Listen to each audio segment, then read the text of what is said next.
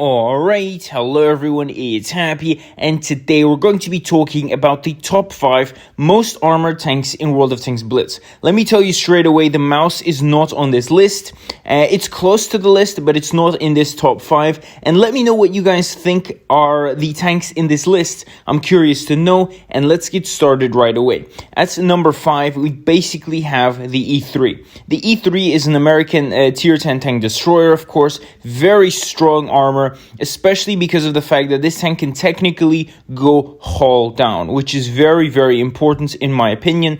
That's because this tank has 8 degrees of gun depression, a very sort of strong hull, of course. The sides are going to be very weak, but still, this tank probably has one of the best armor profiles frontally in the whole game. Very, very strong tank. That's why players have a very high win rate in this thing. The lower plate may seem like a weakness, but that is far from the truth.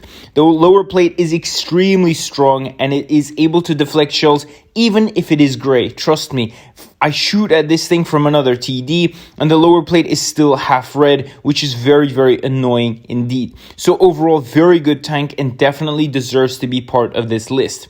At number 4, I'm definitely going to have to put in the VK72. Another very strong tank. The mouse does definitely have better sides, but this tank barely has any weakness frontally. If you look at it from standard AP shells, right? The lower plate is extremely strong. The upper plate, not even a chance to pen. And the turret is also very, very strong. So, the sides are going to be an obvious weakness here. But again, frontally, this tank is an absolute menace unless you switch to gold. Even then, some mediums and lights will still struggle to pen this tank frontally, especially under certain angles. So I definitely needed to add this tank into this list.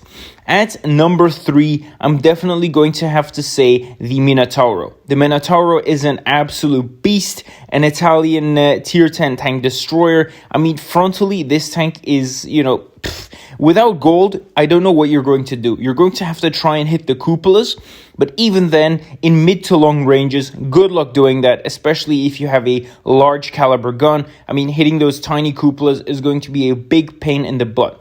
Frontally, again, without gold, especially as a medium or light, good luck penetrating this tank, even with gold. You basically don't have a chance if you're a light tank without good pen. Like seriously, your penetration is just not going to be enough, and you definitely need this tank. Well, the Minaro, of course, if you want some heavily armored tank destroyers. At number 2, I definitely have to put in the Type 71, a very, very annoying and troll tank at tier 10. Japanese heavy tank, of course. The lower plate is tiny. Even then, it is very hard to pen. Frontally, the turret is also very strong. The cheeks are hard to pen. The upper plate and the side armor are extremely annoying to shoot at, especially with APCR. If you have APCR, the side profile, in terms of penning this tank, is just really, really annoying. The only weakness frontally is going to be that cupola. Well, it's relatively big, I think, especially easy to penetrate in close distances. But again, from mid to long ranges, good luck penetrating this tank, because this tank has insane armor, especially if you're a heavy tank and you're trying to fight this tank. You are pretty much doomed. Thank God that this tank doesn't have a drum or an auto reloader or something like that. Otherwise, you would get absolutely shredded to bits. At number 1, tell me what you guys think is at number 1, guys, but I'm pretty sure you guys already know. It is the Object 268 version 4. In my opinion, frontally, this tank is extremely strong. But as I said, these tanks are not in any particular order. Any of them can be very strong depending on the position. But the 268 version 4 to me also seems very, very strong.